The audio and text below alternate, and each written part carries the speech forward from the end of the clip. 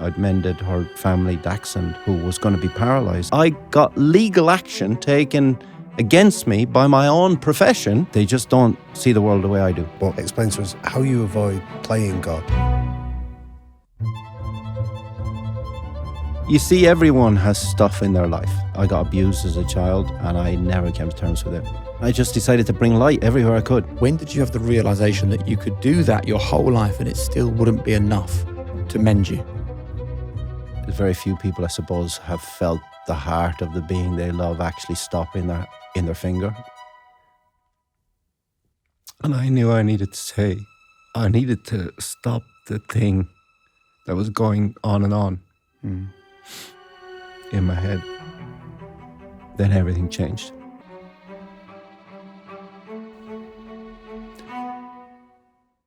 Noel, welcome to the show. Thanks so much. It's an honour to be here.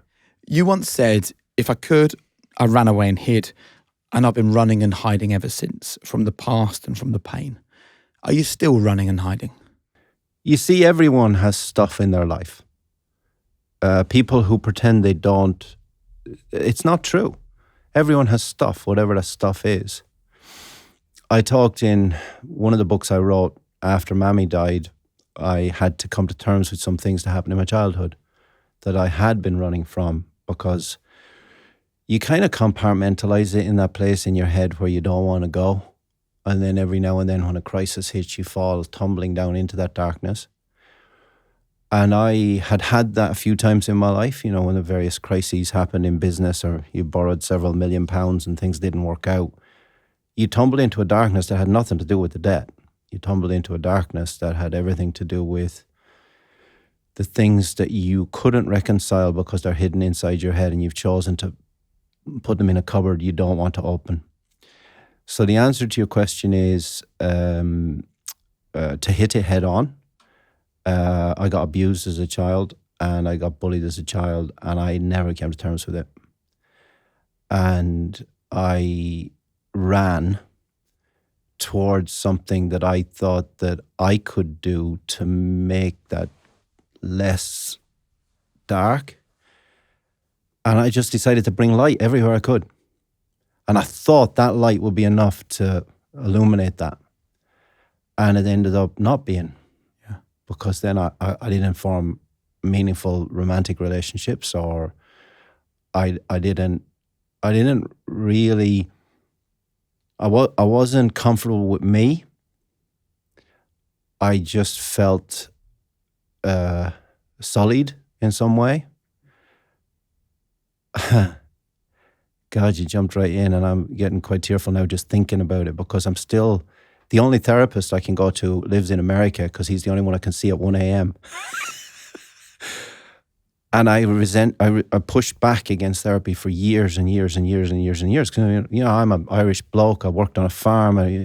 Irish farm boys don't cry, to quote Robert Smith, if he had written that song in Ireland.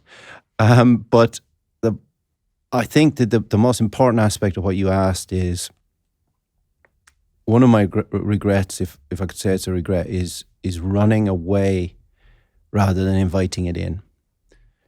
And I do think that if you want to be light, you have to deal with any darkness inside yourself, because otherwise it becomes a facade, I think. You can't just be, like you said to me when I came in the studio, you seem very light, you seem good. Mm. Yeah, I'm working towards it. But then I realized at age 11, I couldn't read and write properly, because I went from a primary school into a secondary school, and all of a sudden there were boys from all over Ireland there, and I'd never, I'd been to Dublin once with a periscope to see the Pope, and even that, it rained on, so the cardboard got soggy. So I couldn't really see the Pope because the mirror was dipping down. And and I was, so I had no realm of comprehension for what was these boys. And one of the bullying things, they sat me in a chair, tied me down and held my eyes open while they showed me a horror movie. Now, I'd never seen a horror movie. I mean, I'd never seen any of these things. Why had they picked on you? Because I was a swot. Because I realized on day one I couldn't read and write, couldn't add, subtract. I didn't know there was subjects like biology and physics and chemistry. I didn't know they existed. Right. And then all of a sudden I realized I'm a fool. So I went home, cried, sat at the table, and didn't leave for 5 years, apart from to get in the sheep and pull turnips and bed the sheds for the cattle. Because I just knew the only way out was through. And so I had to study every day, and they knew that. So I was always the one asking the questions and everything else. So they're like, oh, well, he's a SWAT, meaning that he's a bloke who studies and he's a nerd. So they threw me in the quarry. It's quite good, though. I need an underpants sponsor because I never had any underpants. No, I'm good. But, you know, that was the type of things they did. And it was a different world back then. They'd steal your underwear? No, they would pull it up and rip it. Or one would be on each arm, pulling me apart and thumping my chest and ripping my clothes. The thing is, I'm always very conscious. I don't want to jump into, oh, woe is me. Yeah. Because I feel through what I do, you know, I see, like last night I was operating on a Doberman that was paralyzed, who was the love of the life of the family. And in the middle of all of this, I'm 5 hours in or whatever, and time just passes because you're just in the flow of life. And there are moments in that where the next thing you do is either life or death. You're 2 millimeters away from it. Like if that tool doesn't go in the right spot and you hit the cord and it's the brainstem, the dog's dead. And there are moments in that where you touch the void, where you touch the thing that connects all of us. I don't think there's room to be indulgent. I think you and I, all of us together, are one. I do. I genuinely believe that we are all part of one thing. One, for want of a better term, universal consciousness. Yeah. And that we're all connected. And I can feel it in that. I can touch it in that moment. And I'm not joking. I touched it last night. And that's why I came into this room full of that life. Yeah. Because I touched the void where it wasn't. So it's not woe is me. If it wasn't for all of that, I wouldn't be chatting with you today. So I'm grateful because there's people in war zones. There's people who have had genocide. There's people in being tortured. Sure. We're so lucky to be in a beautiful room with beautiful people. Like this minute that we're in now is so to be treasured. I love you. I love being with you. It's great. And I feel so grateful because I know what the flip side would look like. And when did you realize that this feeling that you've got inside you, this work that you do, bringing light to other people, looking to put light into the world as much as possible, when did you have the realization that you could do that your whole life and it still wouldn't be enough to mend you? Wow. You're good. Why don't I speak to you at 1 a.m.? He is good. Normally asleep. I'll wake up for you. You're good. That's a great question. Here's the truth, okay? High performers don't do more.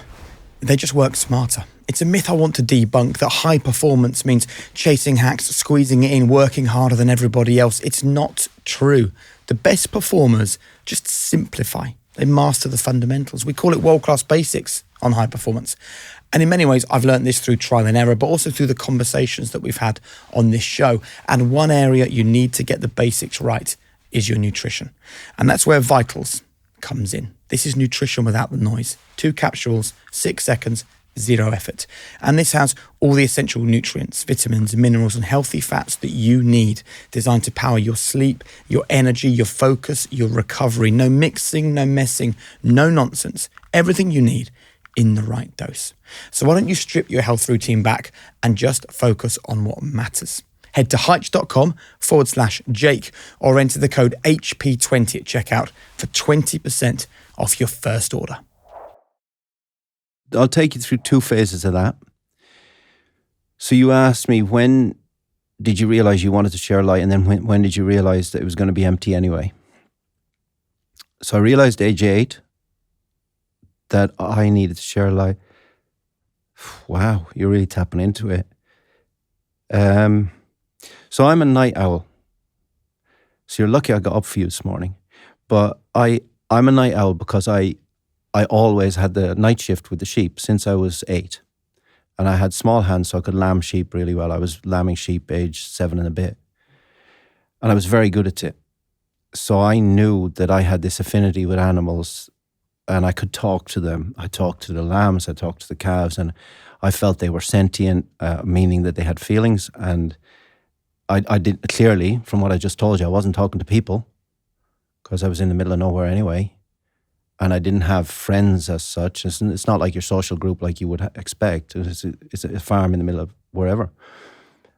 And I was on the night shift. I would do the 1 to 2 a.m. check of the sheep, and we couldn't afford to have sheds for the sheep to lamb in, so I would walk out into the fields. And it's like stupid. I mean, why would you have drains full of water around sheep that are lambing? But we couldn't afford anything different. So one sheep had fallen down into this drain and was submerged. And I counted the sheep, and it was the brightest starry night you could ever imagine, and the grass was frosted with snow. And I was slipping in my little Wellington boots, and I found this sheep down the drain. And I clambered down the side of the drain, and she was half submerged in water. Her head was above, and obviously the weight of her wool.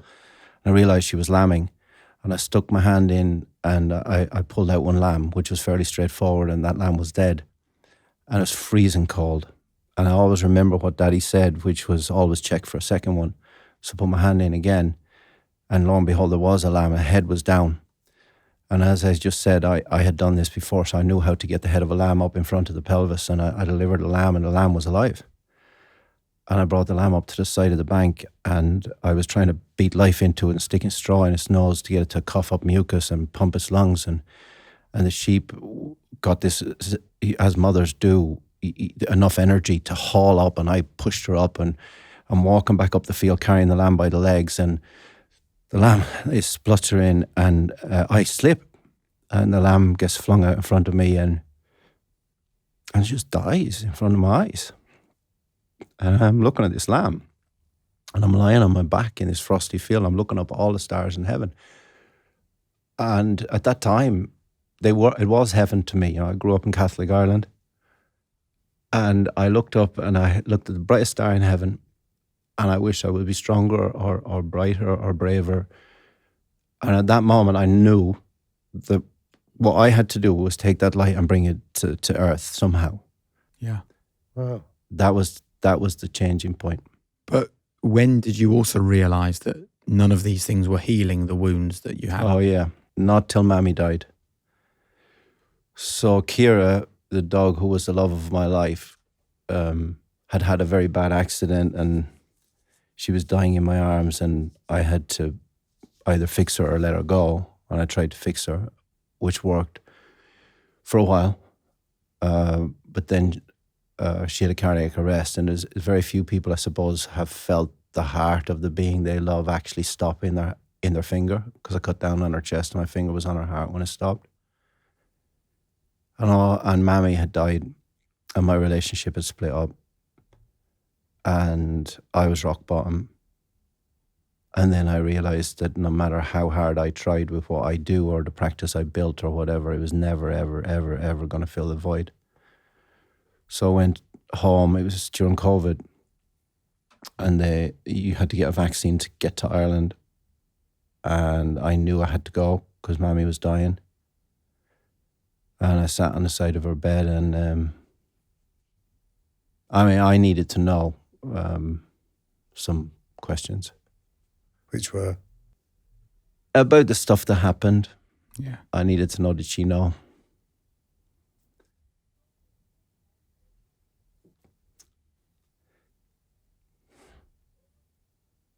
I don't think she did.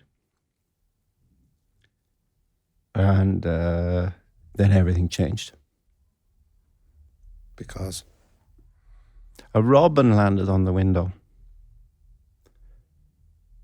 And Mammy loved robins. She knew she was dying. She said, we need to say goodbye to the robin. And I knew I needed to stop the thing that was going on and on. Mm. in my head. So I had to talk to the Robin, meaning I had to find someone to help because I couldn't keep running anymore. So that's when it's not done yet. It's a process. Well, look, first of all, thank you so much for sharing that stuff with us. And the reason why I think it's important is because there are so many people who are also walking around carrying on to things, right, that they haven't yet worked out how to solve them. And sometimes these things can never be solved, right?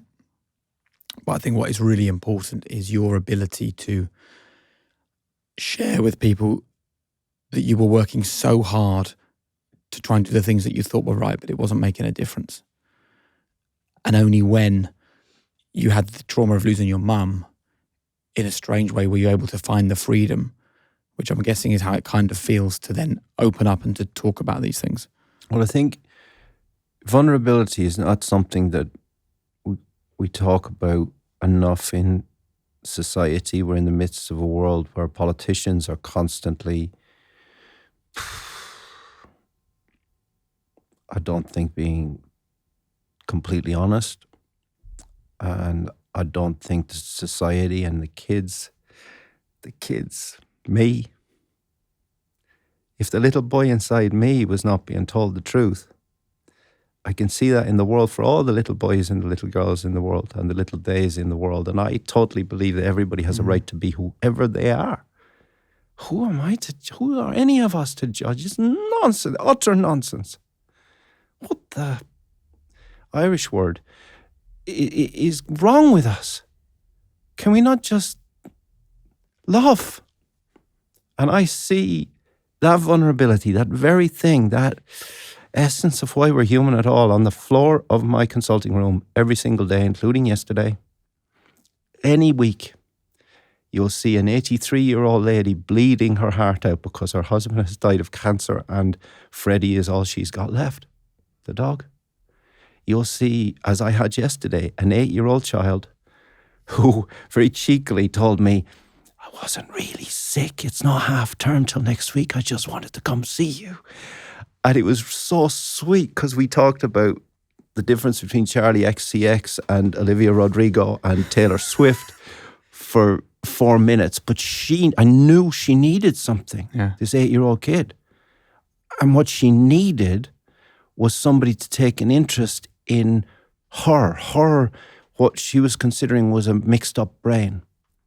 And I just took out a book and I showed her what a cell was, and I showed her how it was a building block in a house, and we were all made of cells and we're not different. And we were talking about the nerve cells in her dog. I'd mended her family dachshund who was going to be paralyzed. And I said, you don't have to be paralyzed by fear. We're all the same cells. You just need to find the conduit past that. So whichever of those people they are, or whether you are Taylor Swift, or whether you're singing in the shower with your brush, your hairbrush, your dog thinks you are Taylor Swift. Your dog thinks you're the king of Nairobi. Your dog thinks you're the very best thing. You were telling me about Teddy, your dog. Yeah. You come home and Teddy makes you feel like a king because you are a king. Because if we could all be what our dog or our cat thinks we are, we wouldn't be lying to each other. We wouldn't be trying to grab the next wrong and fend off the next knife. We'd just say, you know what? If we're kind, it'll be okay. Do the right thing today, and tomorrow will take care of itself. Can I speak to you about your mummy? Because the story that you told there were incredibly powerful, but you've also mentioned that she taught you how to dream. And I think that moment when you were lying on your back, looking at the stars, contemplating the light that you wanted to be, there's something very powerful that your mum taught you there. Would you tell us a little bit more about that? I think Mammy was a great woman. My father was was a workaholic like me. It didn't fall far from, didn't have to fall far. We were both very addictive personalities. I often say about addiction that it can go one of two ways. I mean, I'm lucky that I'm not a heroin addict because at least what I do is good. It's reasonably good. But nevertheless, I am addicted. So how can that work in a relationship sense? You both have children. I'd love to have a kid, but I haven't made that work. And you got to accept that part of that responsibility is yours. And Mammy was this woman who my father was a hard-working Irish farmer. So he would, like, there was no Sunday, Monday, Tuesday, Wednesday, Thursday, Friday, Saturday. I mean, it's not like you had working hours regulations. It's not like he had a mental health day. I mean, it is what it is. Yeah. I'm not being disparaging about anything, but I'm just saying that's how it was. He would bring 12 men in after bringing in hay, and she'd have to feed them, but she'd have no food. So she had to bake a bread, and she always had a secret fish. So it was very biblical, the fish and loaves, because she always had a secret. I'm like, Mammy, where did the fish come from? Not for you to know. It was a smoked piece of cod or haddock or something, and she would bake a loaf and feed 12 men with a fish and a loaf. And I remember she forgot to feed me one day. So I had a banana, and she said, it is what you make of it. And all of these little things that Mammy taught me, because when I was struggling to read and write, I had this blue dictionary, which I still have. It's an Oxford English dictionary. It's well tattered now, but I still have it on my desk. And I found a copy of Oscar Wilde's De Profundis that I couldn't understand at all, but those were the two books I had, so make do. I mean, who can understand De Profundis? I mean, Oscar Wilde, I'll go straight at the top. So I'm trying to understand these words, and I would ask her these words from the dictionary. She would always help me. And she did believe in me. She didn't have the wherewithal to say, you can do this. There's no money. So there was no like, we will pay for this or whatever, because that was never going to happen. I had to get a grant, had to get a scholarship, whatever. But she believed that it was possible by simply not saying it was impossible. Do you know what I'm saying? There's so many blockages put up for kids, whether they're looking at TikTok or Instagram or whatever else. It's like, you can be famous in 10 seconds. Sure, yeah, good for you, mate. No longevity. But also, you're not told enough that it's not impossible. You're told, all this is possible, chase that. I think it's much more important to know what you don't want rather than what you want. And what I did not want was to not make a difference. And that was very powerful for me, and she knew that. She knew that I had something in me that was, I can feel the pain of the world really deeply. And she didn't want it to destroy me, which is why it was really hard to have that conversation in the end. But she didn't tell me anything was impossible. And therefore, I just assumed everything was possible. So you're taking on some pretty big ideas, right, as a young boy. I mean, you're laying in that field with snow on the ground, looking up at the stars, saying to yourself, I need to be responsible for bringing light down to the earth, right? That's a big thing for an 8-year-old to take on. You're then having a conversation with your mum and deciding that you want to have a positive impact in the world. I mean, that's, again, a huge thing to decide at a young age. And I think it's around this age where you created this character, right, of Supervet. Is that right? Yeah. He was called Vetman. And it's very interesting we're doing the podcast at this time, because Led Zeppelin have just done a film of their beginning. There were two big influences I had that changed everything with regard to how could I get that light out there. So we had no money. I had spent what Mr. Lewis had given me on quarter penny sweets. They were back then. You could get 4 sweets for a penny. Days. Good days. Good days. Anyway, we rarely were allowed sweets. So we're in Mount Mellick, County Laois, Republic of Ireland, the town that had everything, specifically one shop that sold everything. And it was in alphabetical order. So fertilizer was next to Frosties. Cornflakes was next to corn flour. Petrol, you get the gist. Yeah. This shop had a little fuel pump outside it and a window in which there was a cornucopia of everything one could ever wish for in life materially. And in that window was a comic book. And on that comic book was a man with adamantium pegs. And it said it on the cover. I didn't know what adamantium was. I just assumed it was real. So there's a man and I'm like, Why are we not building that for the lamb? We're putting baler, twine and twigs around the leg to mend the fur. I bet I can build an adamantium skeleton. So that was one big influence. I thought, okay, Wolverine, he's where I want to be. He's bionic stuff, and I want to do that. Well, so the bionic work you're doing today All came from Wolverine. came from seeing a magazine in a and I couldn't afford it. shop that Never you couldn't got afford it. to buy Yep. in your village. Stared at as it a while kid. my dad was filling up the Morris Minor with petrol, and which took 10 minutes back then because the pump was crap. Wow. And I stood in front of that window more than once because the comic was there for a while, and that was what I wanted. Then I found a transistor radio in a scrap heap, also in Mount Melly, County Laois, in Ward's scrapyard. And it was a Sony radio and it had no aerial. And I built an aerial out of a coat hanger and I tuned in. I got a pirate radio station called Radio Luxembourg. And the first song I heard, Led Zeppelin's Stairway to Heaven. I mean, imagine a kid hearing this. I'm like, what is this the world is holding out from me? This miraculous thing that changes everything. And then I would hide this transistor in the shed with Pirate, the farm dog, who was tied up by a chain, and I felt tied up like a chain. So Pirate was my best friend. He had a patch over one eye, black, which is why he was Pirate. Hair, black. Yeah. Anyway, so I'm sitting with Pirate, and I'm listening to Led Zeppelin, and I come up with this precious mineral called Zeppelinium, which is like adamantium. Doesn't exist, but and I built all in my head these endo and exoskeletons with Zeppelinium that I was going to go off on the Stairway to Heaven, which I'd already seen by then in that star. And I'm like, right, Pirate, we're going to invent Vetman. And he's going to be a superhero. And he's going to go out and he's going to heal all those animals with Zeppelinium. And we're going to build all of this. And so we're going to save the world. And then we're going to show all the boys at school there's no need to be horrible. We can all be in this together. And from those two things, Led Zeppelin and Wolverine, there was one tiny third ingredient. While I think of it, I'm going to tell you, and that was Brian May. Because I had seen Top of the Pops just after that, and I wanted to be the guy with the big hair. So I built a guitar out of a bale of hay and twines and a 10-10-20 fertilizer sack and a broom handle. And I'm supposed to be stacking hay so the rain goes down off the stacks. My father comes around the corner. He said, what are you doing? I'm guitaring.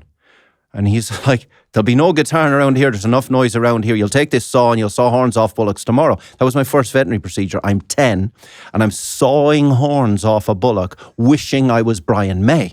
So I've got this in my head, Wolverine, Led Zeppelin and Brian May. And maybe later in the interview you want to ask me, how did Brian May turn you into a guitarist in your mid-50s? Because it's so funny how that came full circle. But that was how I invented Vetman. And Vetman is a multiverse. I can't wait for the movies. It's like Captain America plus. He's got all these characters around him and he's got the bionic bunker where he changes everything. So you'll come to the movie in 5 years' time. Look forward to it. Are you aware of research? So there's a paper written called the Batman Effect that they've done I'm not. with young people. So what they've done is that when young people are doing a task and they say, we want you to work really hard, and then they might say, an adult wants you to work really hard. And then the third group get told, imagine a superhero that you really admire. And we want you to imagine how they would work hard. And what they find is that third group, when they associate themselves with a superhero, their perseverance, their diligence, their willingness to stick at a task increases. So how did Vetman benefit you as a young man? Brilliant question. I have a sign on my wall. I have two signs on my wall. I know that money can get confusing for almost everyone. So where do you invest? How can you maximize your savings? There are so many questions, and the biggest problem is so many different answers. But with that being said, I want to introduce you to XTB. Not only can they help you to open a free ISA account that allows you to earn interest or returns without paying tax on them, they can also help you invest in more than 3,000 stocks from around the world. So the annual allowance limit for an ISA is £20,000, and you get to decide when and how much you deposit. You can manage your funds as you please, and you're completely exempt from capital gains tax. Build your portfolio without any unnecessary costs. Quite simply, XTB are here to help you make it as easy and straightforward as possible. It's never too late to start being smart with your hard-earned money. So start investing in your future today by downloading the XTB app or clicking the link in the description. It's time to make your money work for you. I have 2 signs on my wall. I don't have any of my degrees or anything else because I really don't believe. I told you earlier, I don't believe in being proud. I never say the word proud of myself. You can be proud of the people around you. You can be proud of what you're trying to do, but it's just too indulgent to me. So I have no degrees or professor this or professor that. I've got a sign that says always be Batman always be yourself unless you can be Batman, in which case always be Batman. That's one of the signs. The other sign is all you need is love from the Beatles. Those are the only 2 signs I've got in my office. And Vetman was essential for me because when they were breaking up my bike, I know I could fix it. When they were breaking up my soul, I know I could fix it because it's just my body. When they were thumping me and beating me, whatever. There's a story in Vetman 2, which I'm writing at the moment, about exactly that. The boy is in a quarry, and metaphorically and literally, and he's having stones thrown at him, and they're just stones. So Vetman allowed me to believe that things that were conventionally deemed impossible were entirely within the realm of possibility. He allowed me to do the first thing on the the research questions for this show. The first thing I've said on that is I haven't invented anything. I've just observed everything. Now, what does that mean? It occurred to me yesterday only during surgery, because I was doing surgery on that Doberman I've told you about. And I'm going to tell you how Vetman influenced me, because he allowed me to understand that most of the time we're not making something new. We're just observing what's in nature already and recreating it in the best way we possibly can. Let me give you an example of how Vetman changed everything. So it's mid-90s, about 1995. I've done my first spinal surgery on a Doberman. Bear in mind, the last one was about less than 12 hours ago. And I know I'm going to fail because the equipment sucks. It sucks. It's not good equipment. And I'm like, well, this is going to fail. And it did. And I ended up putting that Doberman to sleep. And I was crying. I was just telling your colleagues before I came in because of the op last night. Anyway, I was crying. I'm driving home. And it's snowing. This is in Cranley in Surrey. And I'm crying and crying and crying. And I have to pull in because it's snowing and I'm too upset. Pull into a lay-by. Directly opposite me is a garden centre called Santa Fer. And I see this guy with Christmas trees in his hand. He's got a horse box that's open. And the horse box is down. He's filling the horse box with Christmas trees. He's got one last Christmas tree left in his hand. He's looking at the horse. I'm observing this from a distance. Looking at the horse box, looking at the Christmas tree. And then he just simply takes the tip of the Christmas tree, pushes it into the stubs of all the other Christmas trees. And in it goes. I'm like, boom. Vetman would use a Christmas tree as an intervertebral spacer every day. And then I, shortly thereafter, saw a horse with a saddle on that had this thing that you hold in front of the saddle. I thought, I'll make a plate out of a horse's saddle, turn it upside down, bolt it underneath, bolt the Christmas tree to that. And that is exactly how I made the Doberman that we operated on last night not paralyzed. So the life of that dog is directly attributable to Vetman, because Vetman told me everything's out there, you just need to notice it. And how present is Vetman in your everyday life now? He is the bionic bunker in the book I wrote, Vetman 1. It is my practice. You know, it's interesting because I'm a double-edged sword, and I don't mind saying that anymore because I'm 57 years old and I am going to die. And if I can't hand on any of this to the next generation, well, it's a problem. And having created 100 or so of those types of inventions, the challenge I have is who wants to learn that? Because we're all so busy making profit. You do a simple ops, you're going to make 20, 25% profit. You do the complex ops, you make 5% profit, and it takes forever to design them. Like, it's not like they come in a silver packet. Yeah. You have to design them at 2 a.m. because I'm busy operating all day, and then you give it drawings to the engineer and they make it. So Vetman is in my life every single day telling me, right, you will find people who will want to learn this because the tide is going to change and we won't always be just motivated by the next pound of profit. And I think it's critically important that the thing, like total knee replacement created from nearly turning over a load of barley, a hip replacement created from an ice cream scoop, whatever it might be, every single day, he's there saying, yes, this is not only appropriate, but it's the right thing to do. But the point I was getting to, that's a double-edged sword. So in my profession, there's yin and yang. Oh, he's the arrogant guy on the television and whatever. And they have an opinion. And I have done a lot of penguins and tortoises and everything else. But not everybody agrees with it. So they think, he's pushing things too fast. And then I go to a conference, which I did last autumn, 18 years after I had developed it. They're like, this is new and state of the art. No, it's not, mate. I did it in 2009. Like shoulder replacement or bionic legs, and I was talking about this to the Queen. I was like sitting next to her at lunch. All she wanted to know was, how come we invented this dermal integration module where the skin goes over trabecular titanium and sticks to it like the skin in the antler of a deer on one of her estates? Well, it's in nature. We just need to recreate it. But people get tired with a brush because they're on telly or whatever. I'm just a bloke who's trying to do his best. So what I'm saying is that if you're trying to move things forward, there's always going to be naysayers. Yeah. And has that allowed you to deal with the criticism, to deal with the people that say, you should allow these dogs to die, or you're playing? I mean, you've seen all of the criticism that comes your way. And I think that it's very difficult to get to a place that we would deem high performance if you're being derailed by the opinions of others. What would you share on that topic? I put in one of the things I said, are you really going to tell lies to yourself through the mouths of others? Do I believe that? What they're saying? About either my motives or my technique? Heck no. But yeah, I'll get depressed and sad about it. I'm going to be brutally honest because I have long since passed the point of giving an Irish word about, I'm going to die.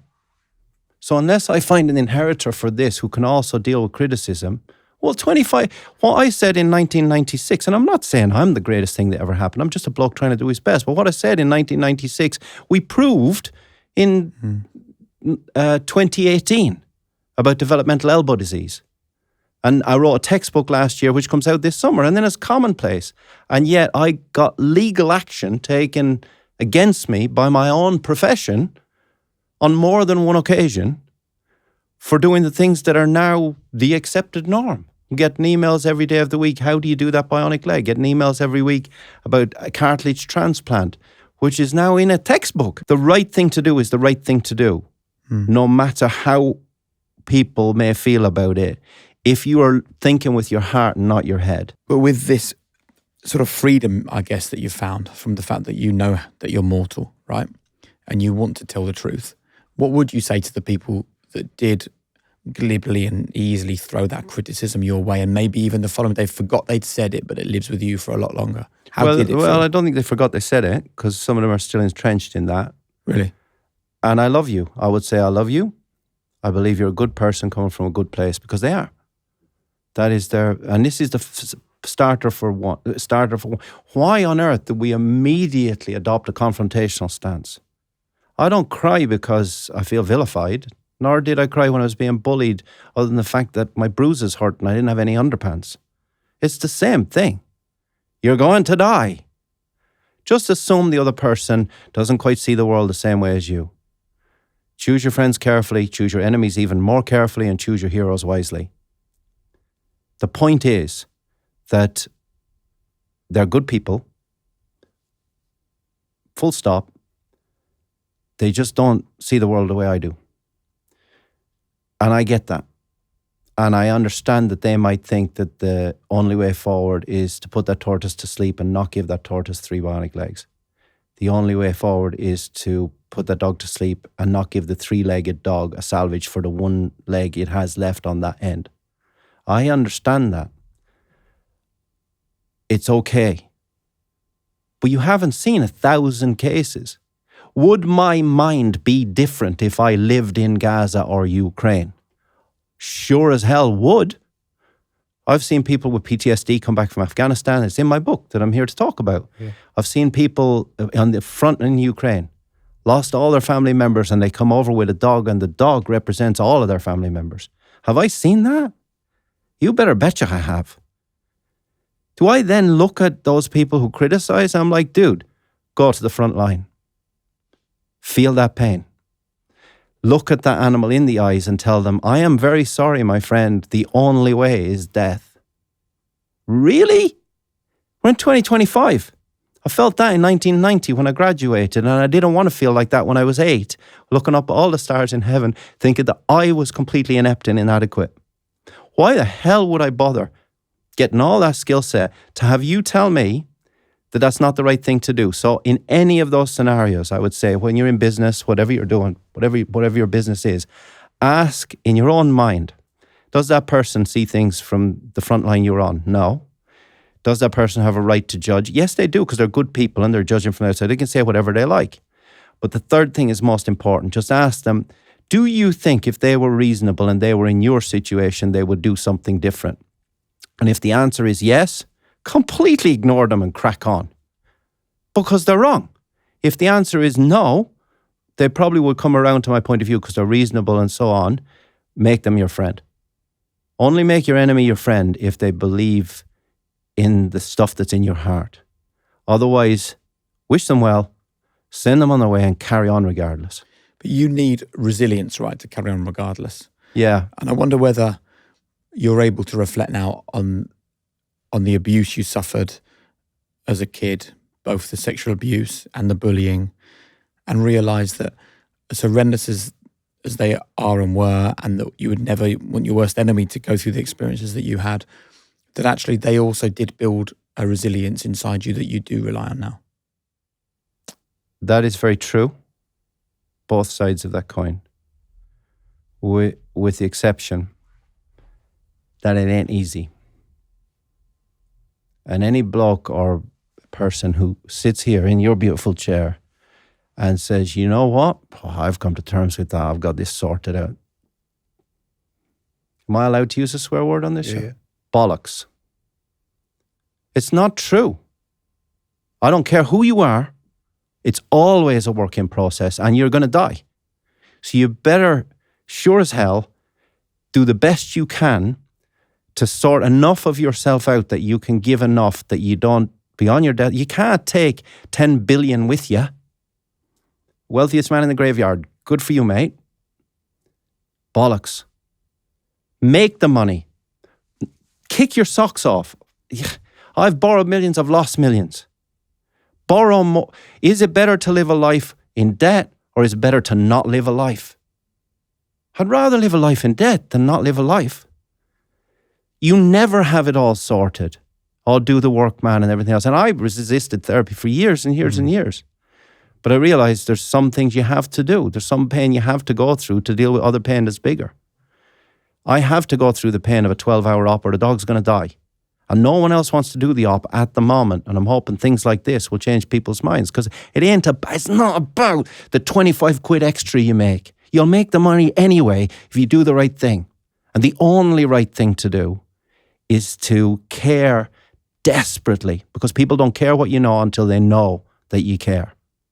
And we live in a world that's increasingly about, oh, I'll do this and I'll buy that favor. I'll do this and I'll buy that vote. I'll do this. And then you turn up and you're busy grabbing the next rung, fighting off. And if you indulge in the ego of the self as the pure motivator, you are, Irish word.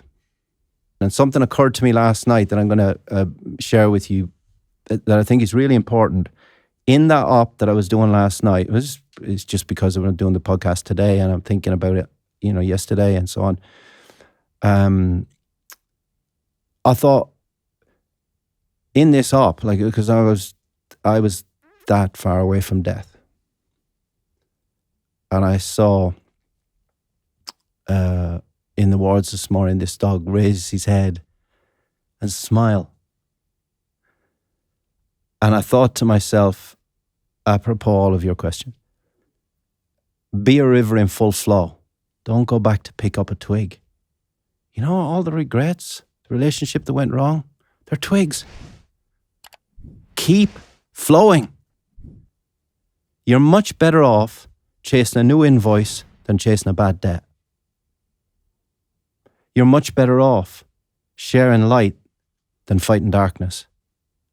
You're much better off investing 10 minutes in you than you are crying in your own misery. You're much better off showing love to your wife, your partner, your child, and being present with them than giving them a present.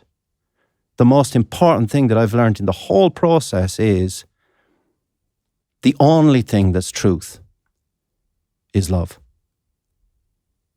And everything else is misplaced. It's love of self, love of fame, love of money. You'll get all that, mate. Just love. Sorry, I digress. How do you have so much love, though, for people when the world was so harsh to you early on? For a lot of people, what happened to you as a kid would have killed their love for other human beings. I genuinely believe in the eternal... My God. What a podcast.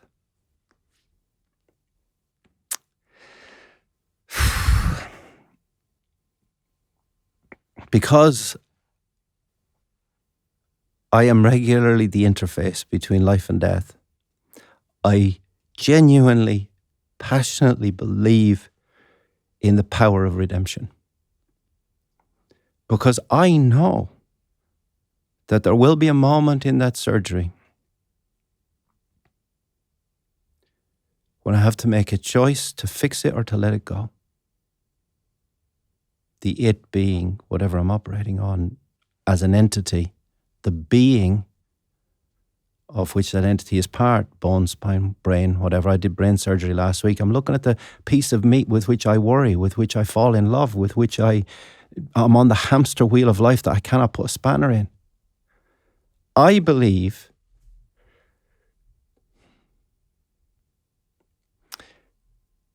that if you're on the battlefield of life, you always pick up the fallen person and you ask questions later. There's never a time you don't pick the person up. Beautiful. Can you take us into that interface, that moment between life and death, and explain to us how you avoid playing God at that moment? There was a time in my early career, you know, I am by no, I want to say to everybody out there, don't believe people who tell you can't study and achieve whatever you want. You can, but it's intensely painful. The difference between success and failure equals pain. Full stop. And it's a choice. Everything's a choice. Bollocks to people who say it's not a choice. It's a choice unless you've got circumstances in your life, i.e. your social circumstances. You live in a council block. You've got a single mom. She's a drug addict. He's a drug addict. They're a drug addict. That's difficult. You don't have a lot of choices there. But you do have some choices in any circumstance. I'm trying to be as broad as I possibly can. Everything is a choice. And there's a moment when you are in between life and death where you do have an element of choice. I could have made the choice last night. I'm sorry, this is too hard. Bear in mind, I'd spent 6 weeks developing the implant for this case with exactly the right angle so I would miss the heart and the lungs. There was a moment in my career when I'm busy getting all the exams. Bear in mind, I did not sit my board specialist exams till 23 years after I graduated as a vet because I was told I would never be a surgeon. You're better off with a shovel, Paddy. That's real life. Wow. I was not let take the exams because I was never good enough to be an intern. I was never good enough to be a resident, meaning different stages in your career. Certainly would never make professor. And I reached the epigee, which is to give the keynote address at the American Academy of Veterinary Surgery. And I think, wow. And I'm nervous. I give the talk. And there's maybe 1,800 people in this giant ballroom in Chicago. And I'm the man. Invented all this stuff they've never even seen. They're talking about problems that I've solved like that. I walk up to the stage. You got this. Believe in yourself. I know you feel nervous. Believe in yourself. And I give the talk of my life. And I float on my cloud of ego with smoke blowing up my ass to the toilet. And I sit in the toilet cubicle and I go, oh. Two guys, also high up in the academic world, had complimented me after my talk. Oh my God, Professor Fitzpatrick, that was the best thing we've ever seen. Thank you so much for coming and sharing that information with us. That was incredible. Same two guys come in at the urinals having a pee. Oh my God, what an asshole. How dare he come here and insult us by making out we don't know anything? I'm like, hang on a minute. Whoa. I'm just sitting on the toilet having a poo. And all of a sudden, my whole world implodes. The same two guys that are telling me I'm great have just told me I'm awful. Hang on. They can't have changed their mind in 1 minute that it took us to get from the stage to the toilets. They're the same guys with no external influence. Something's not quite right here. And in that moment, I realized everybody's blowing smoke up your ass when they need to. When I got something, and no one's going to tell you the truth if they don't have to. And my whole life changed. And I'm like, right, you chase that, your Irish word. You chase that, that's the wrong thing to chase. And in that moment, I'm like, yeah, fine. Professor this, professor that. You're going to indulge in that for the rest of your life. You're going to lead a meaningless life, my friend. Because you are, and I sat there. I wanted to bust out of the toilet and give them what's what, but I didn't. I just sat there and I cried. Best thing that ever happened to me, because a punch in the face will teach you way more than all the praise in the world. What role, though, does inside you fear, self-doubt, imposter syndrome? What role does that play? You know, sometimes I feel inadequate. I feel a little bit misunderstood sometimes because, like, you're pigeonholed into professional. We haven't had it. I may as well not have been a vet, giving this talk, giving this chat with you, having this chat with you, because it could be anybody in any line of business. People forget that. It's not different. You can be the CEO of the most successful travel company in the world, CEO of the most successful manufacturing XYZ. It's the same thing. Unless you're arrogant and unless you think you're God. I mean, surgeons are more in danger of developing God complex than anything else. So those two questions combine into, I know that it's okay to feel inadequate every day because I might fail. And I know that every failure I've ever had, every success I've ever had stands on the shoulders of that failure. And don't be afraid to fail. Like as, Michael Jordan said, you know, you will miss 100% of the time if you don't try. So I am so used to failure. The modern world tells people that if they're famous, bollocks, they'll be more adequate. If they're rich, they'll be more adequate. If they're lauded, they'll be more adequate. You've had all of those things. I go mad about this. The chase for perfectionism is such nonsense. Do you really think I wouldn't want every operation I ever do to be perfect? Do you think it is perfect? God, no. Last night, I'm drilling these vertebrae and a bit comes off I don't think is going to come off because it's softer bone. Oopsie. Oh, I know. I'll give up. There's a bump in the road. You got to die. That's like what Brian May... I'm going to tell you the music analogy because I think it's brilliant as an example of this metaphor. There's nothing more humbling than trying to develop a skill set that you are completely crap at when you're mid-50s. I mean, I'm a reasonable surgeon, you know. I can use a scalpel blade. Guitar? No. So I have this bit in my show where I did a live show, and I had that scene with my father with the bale of hay and the thing. And I said, and that's the thing. When I was 10, I wanted to be Brian May. And the audience go, whoa, yeah, Brian May, yeah. Brian comes to see the show because we bonded over hedgehogs because he has a wildlife centre and I really love hedgehogs and mended a lot of hedgehogs.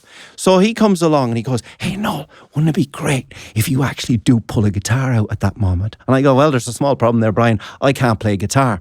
And he goes, it's not that difficult. And I'm like, well, you are Sir Brian May and I am a schmuck from Ireland with a bale of hay. And he said, no, it's not that hard. And I'm like, sure. And I forgot all about it. Queen are doing their tour in North America at the end of 2023. Brian leaves, hey mate, voice note, come out of surgery, hey mate, just passing by on the way home for rehearsals because he lives near me. Gonna pop in. Well, I don't have time to respond to that because he's already there. I've just come out of surgery. Up saunters Brian to my office with the 2 signs on the wall and the 2 cats creating mayhem. And he's like in his shorts and he's going on to an actual Queen. And he goes, right, what song are we going to play? And I'm like, Brian, we're not going to play anything because you'll be in Madison Square Gardens and I'll be in Folkestone.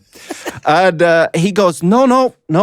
It would be great at that bit in the show where you play guitar. I'm like, Brian, I can't play guitar. Fine. One Vision, because that'll be in keeping with the show. So Brian stands there, shows me the chords to One Vision. He said, I expect you to learn that by the time I get back. Off he saunters. I go to the producer of the show. Now, this is 1 week before we're due to go on tour for 24 dates or whatever. And the dates are Friday, Saturday, and Sunday night because I have a day job. So I get in the van, love the van, fall asleep in the van, end up in Blackpool. Yay! Go on stage.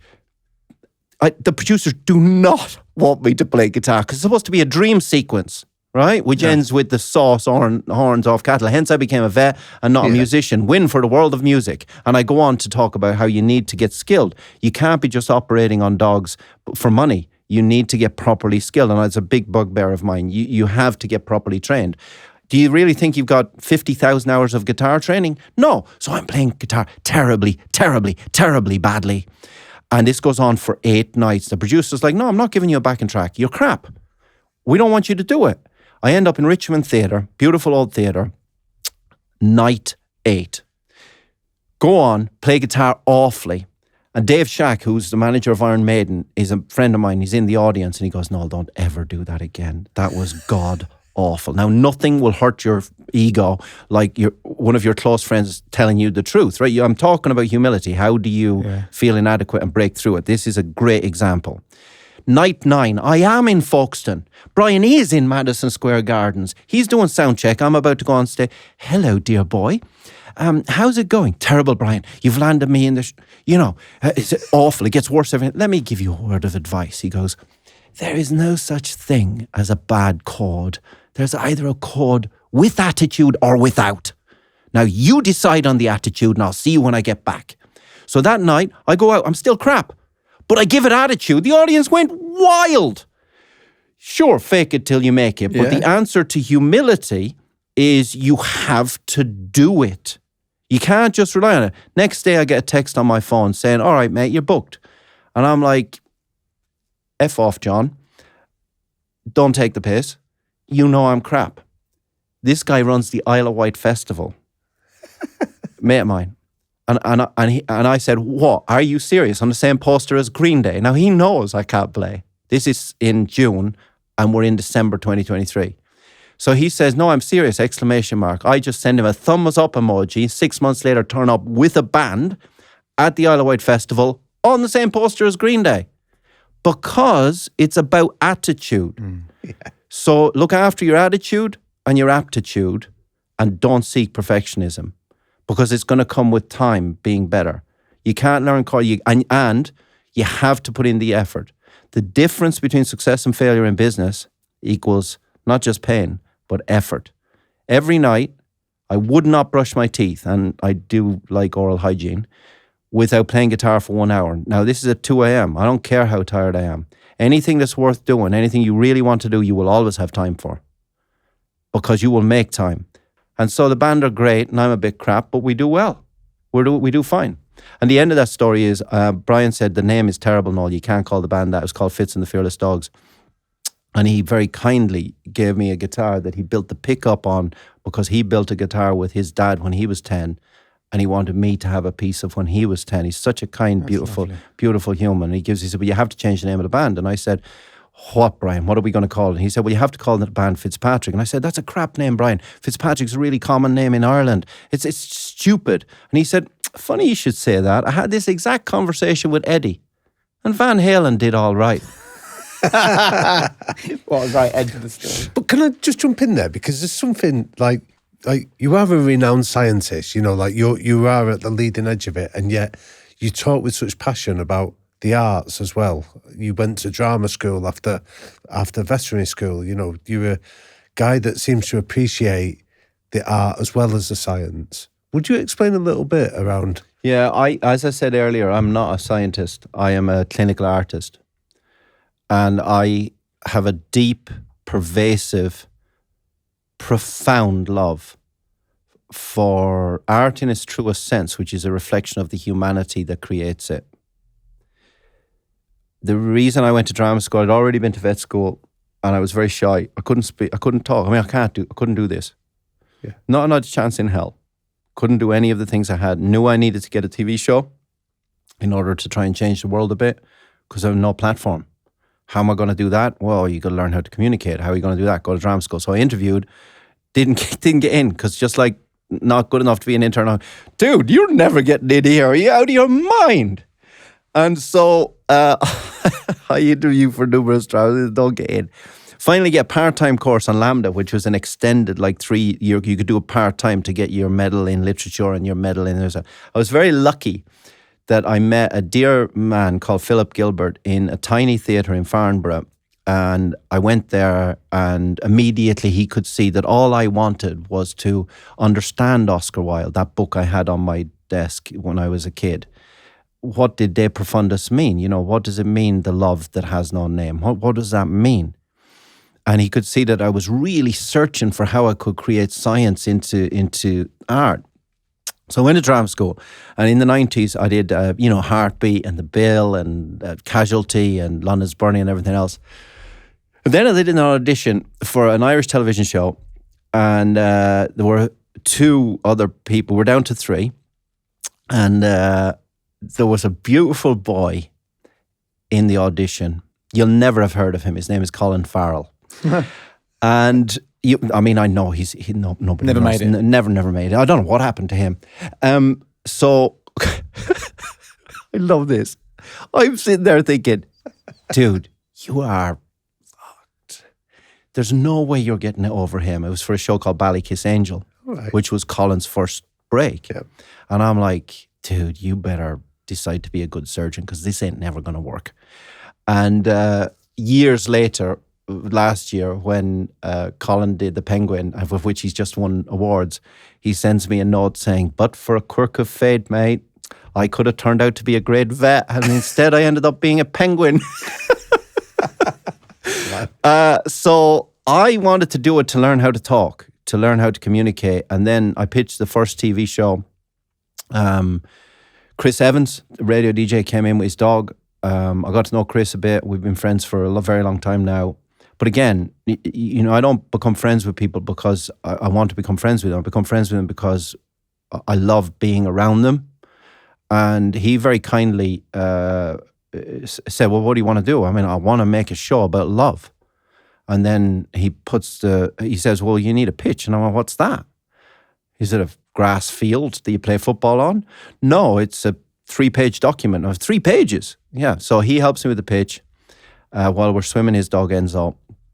And we put on the desk of Jay Hunt, who was the head of the BBC at the time. And Jay believed in me, and we did Bionic Vet, which everybody thought was a show about bionics. Actually, it wasn't a show about bionics, it was a show about love. And then I couldn't get the show pitched again. I couldn't get a TV show after Bionic Vet. Nobody wanted it because they thought it was a show about bionics. We don't want a show about, no, so it's a show about love. Pitched everywhere, couldn't get it. Finally got sent a million emails. 2012, sent an email to National Geographic in the States. They say, yeah, well, we might be interested, but you'll have to come over and pitch it. And I thought, okay, I'm going to go to LA. I'm going to pitch it. I don't know anything about LA. I don't know anything about that world. I'm like, where am I going to stay? Well, Dave Gahan from Depeche Mode took a speedball at the Sunset Marquis Hotel and died for nearly 2 minutes. That's where I'll go. What's the worst that can happen? Do you think Dave Gahan is not an artist that seeks perfection, doesn't always achieve it, doesn't have all his own demons? Hero of mine. I'm like, yeah, if Dave nearly died there, I'll be all right. So booked myself a room at the Sunset Marquis, sat in the waiting room, the area around reception, for a couple of hours until I saw the oldest concierge that I could possibly find. Went up and tapped him on the shoulder and I said, I know this is really weird, but you wouldn't happen to know which room Dave Gahan, You know, that's the rest of the story. As a matter of fact, I do. You're Irish. Now, he might have sold me a pony. I have no idea when I wanted a racehorse. I don't care because I believed I was in that room. And that is the room I pitched Supervet in. And in the end, that came to Channel 4. And we've just made 19 series over 10 years. I think that it's all art, all of it. And unless you're prepared to do your next play, unless you're prepared to do your next film, unless you're prepared to start all over again, like Colin Farrell being the Penguin when before that he's in Bruges or whatever, why are you in business? Be an artist. Brilliant. Look, we always end these conversations with our quick-fire questions. Normally, we write them. Yes. But we're not going to do that today because Noel turned up today. You can hear if you're listening, you can hear the paper rustling. If you're watching, you'll see what we're doing. Noel turned up today with a piece of paper and he's written on the top of it, 60 seconds with Noel Fitzpatrick. Now, we need to find something to do that's cool with this because it is 60 amazing lessons in life. And what we thought we would do to finish this interview is Damien and I would just pick the 2 or 3 that really sort of matter to us. And we would ask you to give us a relatively short Well, I wrote answer. that after 2 a.m. So This morning. No, I had it all. All the thoughts I had in the last 3 weeks since I knew I was doing this. Yep.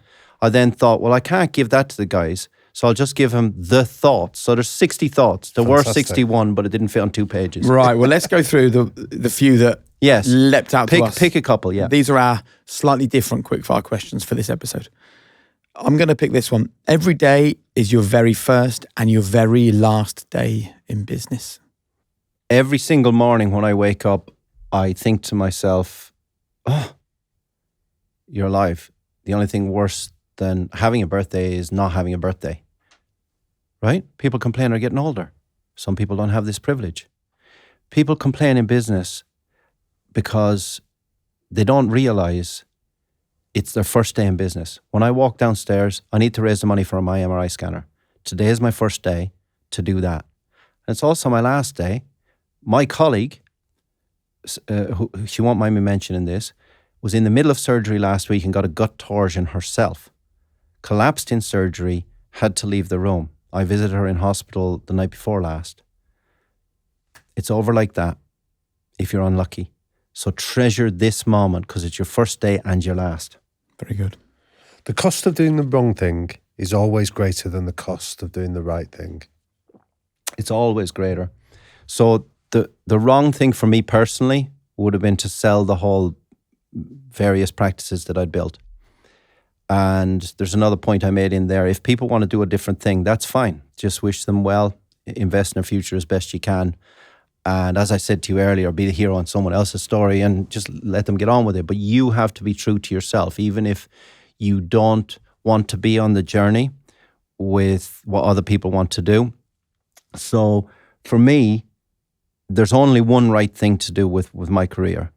Give all of the animals who are family members, like Teddy, all of the options all of the time, even if they don't make profit. And believe me, the op I did last night doesn't make profit. We'd be lucky to wash our nose on it. Hopefully I'll get 5 or 6 that do and we'll pay the wages. Got 170 people working there. You got to pay the wages. I strongly believe that if you do the wrong thing that does not sit well with your moral conscience and your heart, you can sublimate it by going out and dancing, getting drunk, finding another partner, eating lovely meals, but you will never, ever regain that sense that you knew you did the right thing. Once it's gone, it's gone. So doing the right thing always trumps doing what doesn't feel right, regardless of the consequences. Believe with all your heart, try with all your power, think with half your brain. I knew you'd like that one. I think you know what I mean by trying with all your heart, because I don't really think with my brain, except when I need to click it in for the technical bits, because I feel like an artist all the time. Never different. All my instincts, borrowing all that money, losing money, getting the money for the scanner now, all of it's from the heart. I gave it 110% effort when I go outside of here.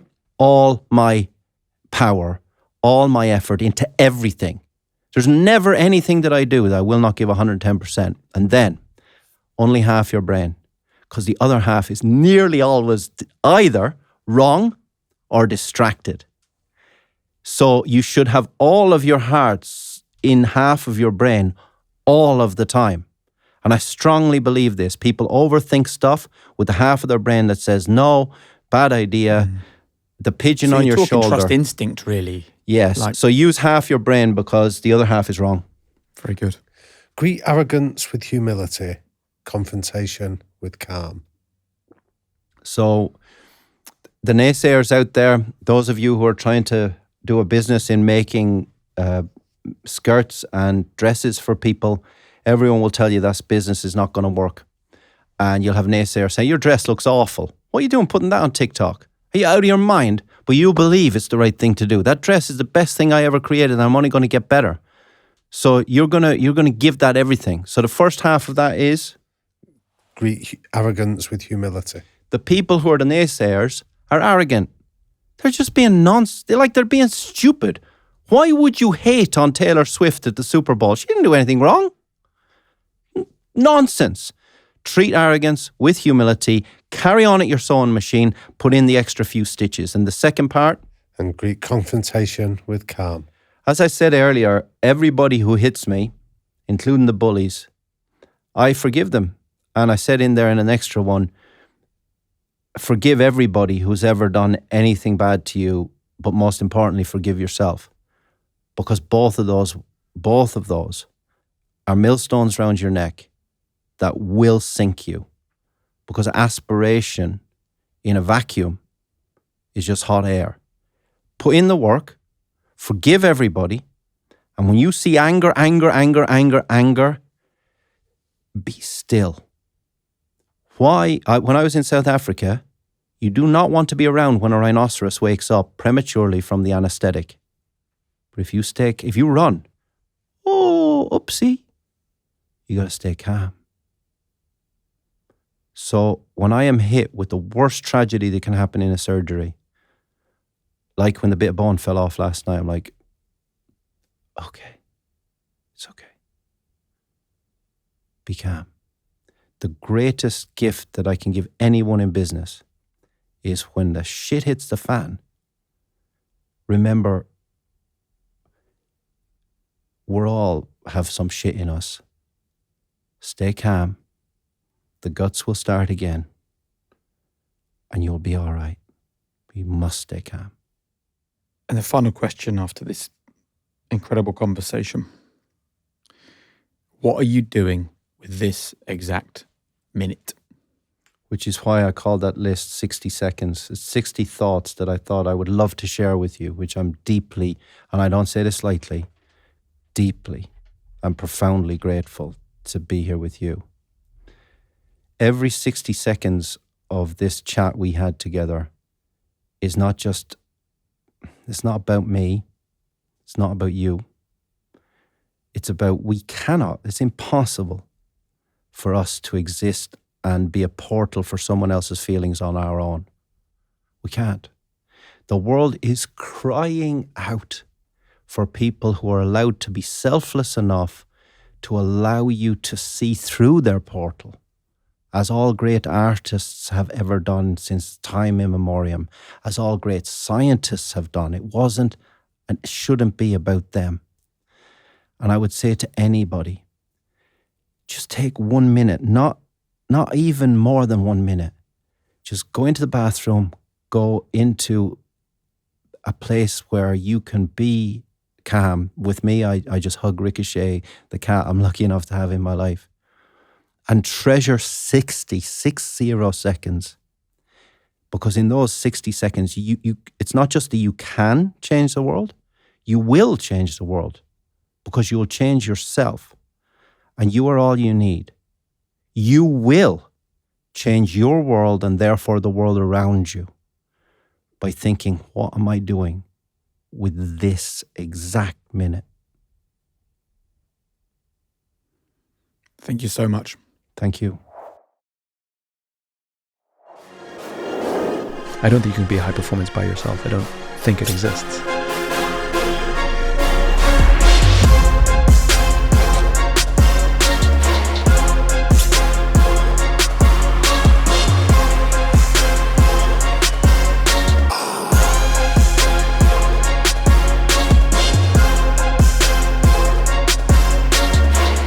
interested in what kind of lessons you could pass on to our listeners. That is the most interesting question I've ever been asked in my life.